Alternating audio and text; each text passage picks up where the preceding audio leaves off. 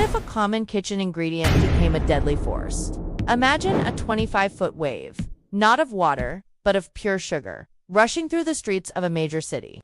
This is the unbelievable story of the Great Molasses Flood of 1919, a disaster that proves even the most mundane things can turn fatal in the face of greed and negligence. Our story begins with the Purity Distilling Company, a subsidiary of the United States Industrial Alcohol Company. With the looming threat of prohibition, they were racing against the clock to produce as much alcohol as possible.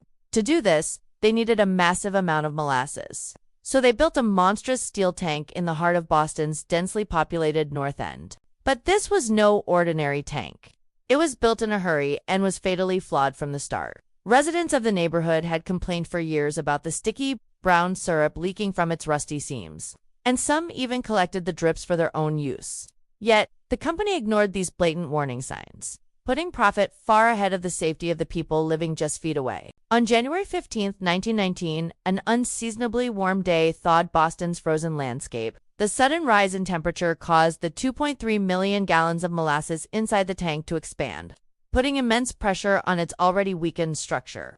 At exactly 12:30 p.m., a low rumble turned into a deafening roar as the tank's rivets burst like shotgun blasts. What followed was a spectacle of surreal horror. A massive tidal wave of molasses surged into the streets, an inescapable wall of sticky death.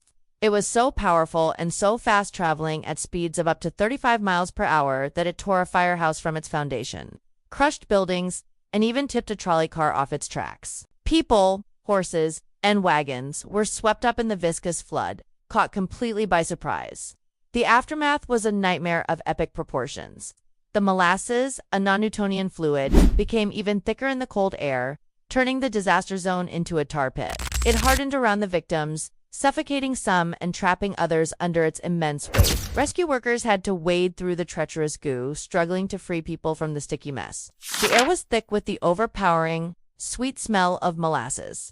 For weeks, the cleanup crews battled the sticky substance, using high-pressure fire hoses and salt water from Boston Harbor to wash away the syrupy coating that covered streets, buildings, and vehicles. In the end, 21 people were killed and 150 were injured.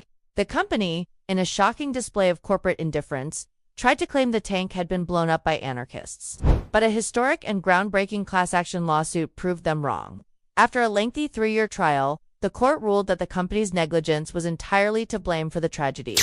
This verdict set a powerful new precedent for corporate accountability. The flood may have happened over a century ago, but its legacy is still remembered. To this day, on some hot summer days in Boston, a faint, sweet smell is said to rise from the ground, a ghostly reminder of the day the molasses took over. A bizarre and tragic event. The Great Molasses Flood is a sticky reminder of what can happen when profit is prioritized over safety. If you want to see more incredible and mysterious stories, make sure to like and subscribe to our channel.